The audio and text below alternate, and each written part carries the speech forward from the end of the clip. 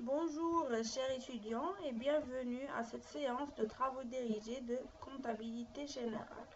Dans cette séance, on va corriger l'exercice numéro 4 de la deuxième série de travaux dirigés déposés sur la plateforme EMT. Dans cet exercice, on va traiter plus particulièrement le CPC, c'est-à-dire le compte de produits et de charges, ou bien le compte de résultat. Donc ce document comptable qui regroupe les comptes de produits, c'est-à-dire les recettes de l'entreprise, et les comptes de charges, c'est-à-dire les dépenses de l'entreprise. Et là, on parle de la classe numéro 6 qui regroupe les comptes et des charges. Et la classe numéro 7 qui parle des produits, de la partie produit du CPC.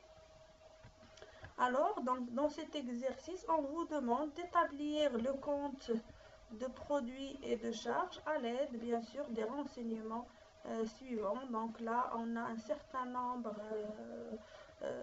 d'informations sur les comptes des entreprises, bien sûr avec les montants, et d'autres informations.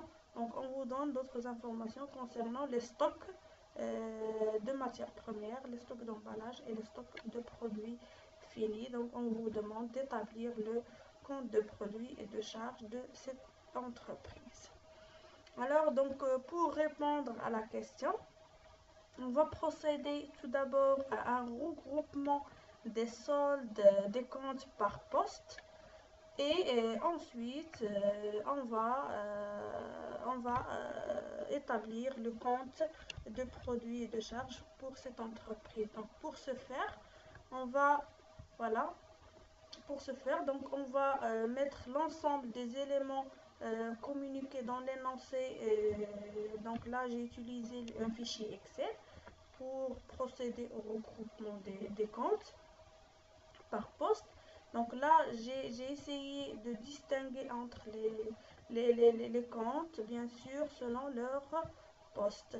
Donc pour les comptes de 612, donc c'est achat consommé de matière de fourniture. Donc là, voilà. Et pour calculer le solde de ces comptes, donc on va calculer la somme de l'ensemble des comptes qui composent ce poste, et on va soustraire, bien sûr, si on a des informations sur les rabais, remises et ristournes obtenus sur achat.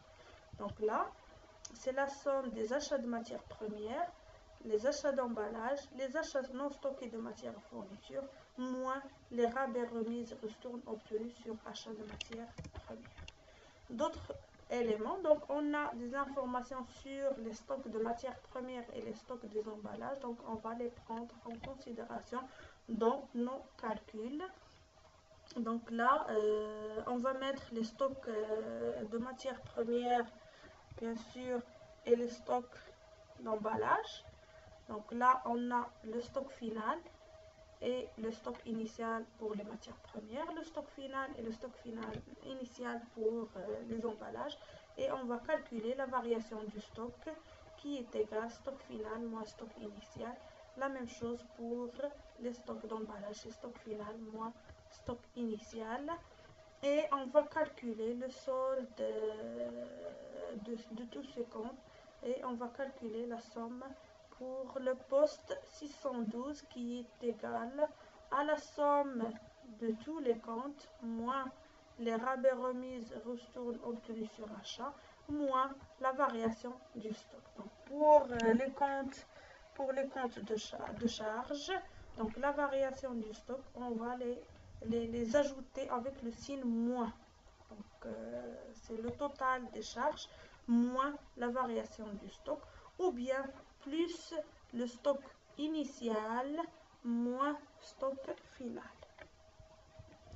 Voilà, donc la même chose pour le poste 613-614, autre charge externe. Donc on va calculer la somme des comptes 613, la somme des comptes qui compose le poste 614 et on va calculer le total qui est égal à la somme des comptes qui composent le poste 613 et 614.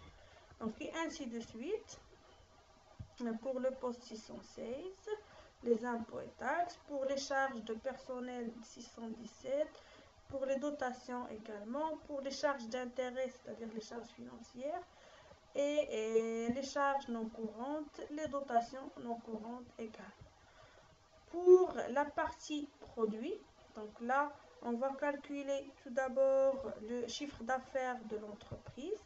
Donc le chiffre d'affaires de l'entreprise ou bien les ventes de l'entreprise, c'est les ventes de biens produits au Maroc, les ventes de produits accessoires, moins également si on a des informations sur les rabais, remises et ristournes accordés par l'entreprise. Donc c'est l'ensemble des comptes, bien sûr, des informations détaillées ici, moins si on a des informations sur les rabais, remises et ristournes. Il nous reste également à inclure les informations sur les stocks de produits finis. Donc là, on a le stock final qui est de 70 000. On a le stock initial qui est de 120 000. On va calculer la variation du stock, c'est stock final moins stock initial. Et là, on va ajouter, donc à l'inverse, contrairement de la logique de la partie pour la partie charge. Donc là, on met la variation du stock avec le signe moins, donc moins la variation du stock. Pour les comptes de produits, donc c'est plus la variation du stock. Donc là, on va calculer la somme, bien sûr, des comptes de produits dans la partie, dans le poste 612, moins les rabais, remises et ristournes accordés si on a des informations, plus la variation du stock. Donc il va nous donner un chiffre qui est de 954 700 et la même chose donc pour le poste pour le compte 738, pour le poste 738 et la même chose sur les produits de cession d'immobilisation. Donc à la fin, donc on aura, voilà, donc pour le compte de produits et de charges, donc voilà, donc on aura un tableau comme celui-là. Donc on va commencer par les produits d'exploitation, on va mettre le chiffre d'affaires, voilà, le chiffre d'affaires, pardon.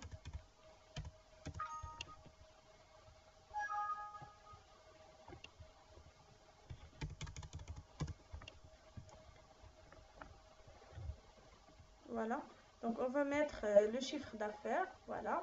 La variation de stock de produits finis, c'est moins 50 000, moins 50 000, c'est stock final, moins stock initial, ça va nous donner un chiffre de moins 58 000.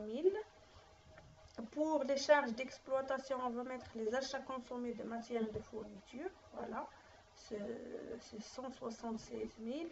Les autres charges externes, voilà, donc le total des deux postes 613 et 614, les impôts et taxes, les charges de personnel, les dotations d'exploitation. Voilà, et on va calculer le total des charges d'exploitation. Par la suite, on va calculer le résultat d'exploitation qui est égal produit d'exploitation moins charge, le total des charges d'exploitation, le total des produits d'exploitation moins le total des charges d'exploitation. Pour la partie financière, donc pour les produits financiers, donc on a les intérêts et les autres produits financiers. On a pour la partie charges financières, on a des informations sur les charges financières, voilà, les charges financières, 631, les charges financières, et on va calculer le résultat financier, donc les produits financiers moins les charges financières, ça va nous donner 25. Par la suite, on va calculer le résultat courant qui est égal au résultat d'exploitation plus le résultat financier, c'est 202 100. Par la suite, on va calculer les produits non courants, les produits de cession d'immobilisation, les produits non courants, voilà, les produits de cession, 80 000, et les charges non courantes, là on a, voilà, autre charge non courante, 5 000, et on a les dotations non courantes, 9 000, donc on va calculer le total des charges non courantes.